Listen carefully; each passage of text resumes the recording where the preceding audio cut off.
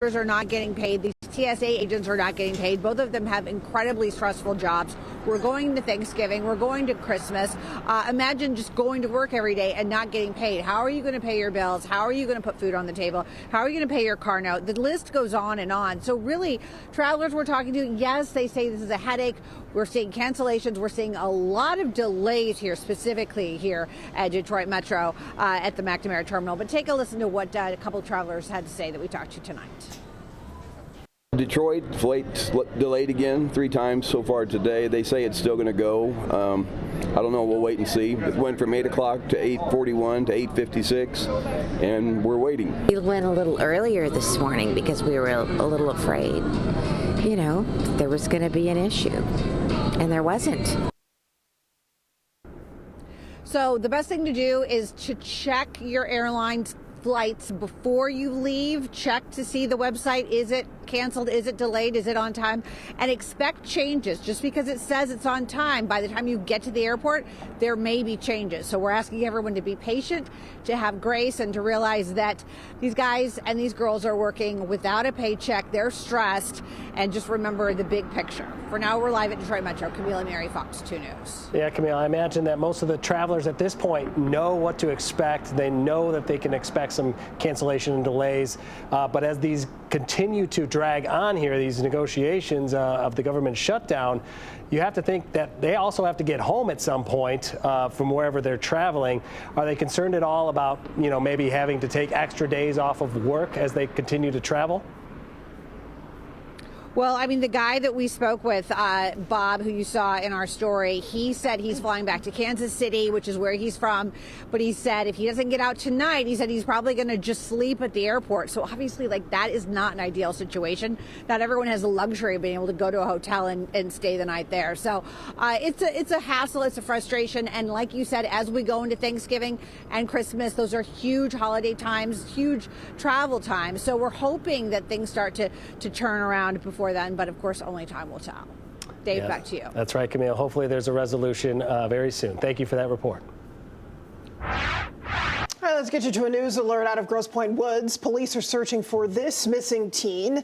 They tell us 14-year-old Isaac Halu has autism. He was last seen Friday night, but it's believed he left his home this morning. Isaac was last seen wearing a dark green hooded sweatshirt with dark colored sweatpants. He may have been riding a blue or black men's mountain bike. If you have seen Isaac, please reach out to Grosse Pointe Woods with anything that you know.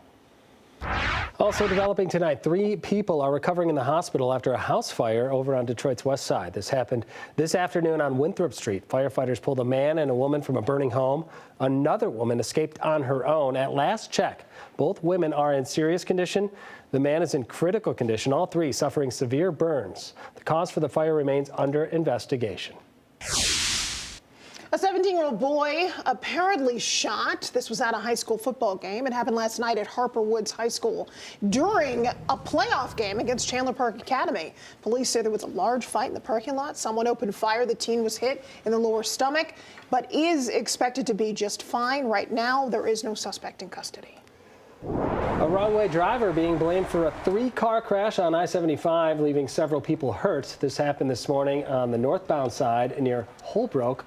Troops tell us a 38-year-old man was driving a Dodge Durango and was heading south in the northbound lanes, which led up to this crash. Several people are hurt with broken bones and other internal injuries. Charges are pending in this case. Well, this is very interesting. A moment of technology and teamwork brought a missing child home safely. Police in Clinton Township sprang into action when a young boy with autism was reported missing. Officer Jeff Engler was among them.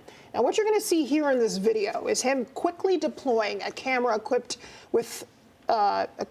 drone to guide this search. Engler maneuvered the device over a storage site, and moments later, the missing boy pops up on screen. Ground units moved in, and within minutes, the child was found safe and sound. He was reunited with his family, and he's doing just fine. All right, look away if you're squeamish at all. It's that time of year. Some folks up north getting a taste of winter. This is the Gunflight Lodge Outfitters in Minnesota sharing images of snow-covered trees and trails. Holy moly. Meanwhile, a little rain and snow likely making its way here. Some of us are welcoming that with open arms. Others are not. Others are not. Will it look like that? That's the question. I don't think so. I think, maybe briefly, but it's going to melt relatively quickly. We were in the upper 50s yesterday, so the ground's really warm. And then moving forward, we're going to feel like the teens possibly on Monday. And I think that's kind of the bigger story out of the mix here. Even though we do get a little snow, I think it's going to feel so bitter cold on Monday, something we haven't experienced in a while here across Michigan. So it's kind of a double whammy here. We get winter-like conditions in terms of precip, but also in terms of the temperatures too. Right now, we're not seeing much. There's a little moisture out there at the moment, but nothing that's creating any issues for those closer to the city. But you notice where a large majority of that snow is at, and it's in southern Wisconsin, starting to move into northeast Wisconsin. And then we have additional snow up into the UP, mixed bag closer to the Chicagoland area, and then extending into Indiana right now. But we do have several winter weather advisories out, winter storm warnings up near the UP, and then we have winter storm watches from Chicago extending into northwest Indiana. For us here, we don't have anything, which is great. So this is going to be the first of what seems to be and could be many winter systems over the course of the season here. But I do think you're going to be okay in terms of any travel plans tomorrow. So if you have plans to head out to downtown for maybe the Lions game or any friend's house, I think you'll be okay. If you can't watch the full forecast now, though, you can always get the latest forecast by checking the Fox 2 weather app. You can download it for free in the App Store or head over to Google Play. Dave and Hillary, over to you.